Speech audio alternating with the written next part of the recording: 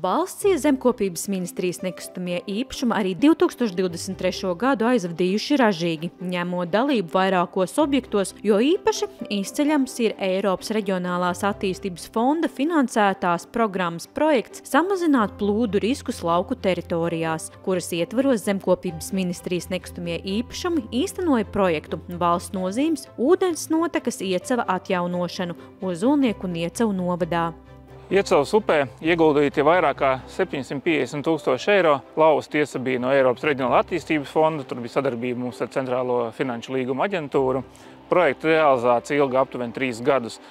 Izklausās ilgi, bet jāņem vērā, ka uz Iecavas upes ir dažādi liegumi, putnu liegums, zivju liegums, un reāli darbus var veikt tikai 3 mēnešus gadā. Tas ir jūlijas, augusts un septembris. Valsts nozīmes ūdens notekas Iecava ūdens notekā atjaunošanas darbi nebija veikti vairāk nekā 45 gadus. Līdz ar to darāmā bija daudz. Upes krasti bija aizauguši ar lieliem kokiem, krūmiem, saknes atkailinātas, koku stumbri sakrituši gultnē. Tāpat arī kritalus bija nosprostojuši upes gultni. Tāpat tās Iecavas upe uztver ūdeņus no blakus esošām lauksaimniecības zemēm, kuras ir meliorētas aptuveni 1300 hektāru platībā.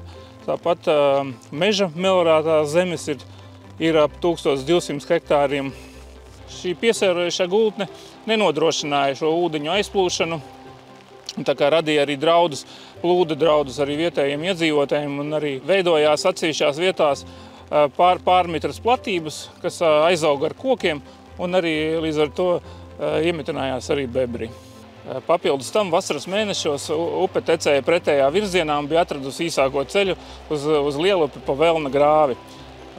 Līdz ar to situāciju vajadzēja mainīt, jo cietēji bija gan ne tikai lauksaimniecības zemi īpašnieki, bet arī Ozolnieku pilsētas iedzīvotāji, jo upe bija palikusi sekla un nebija ūdens plūsmas.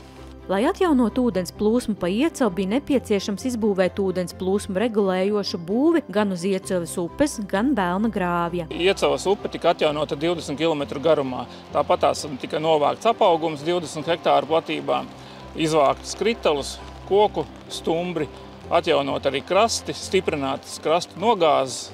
Tādējādi mazinot plūdu draudus aptuveni 1350 Jelgavas pilsētas un Jelgavas novada iedzīvotājiem.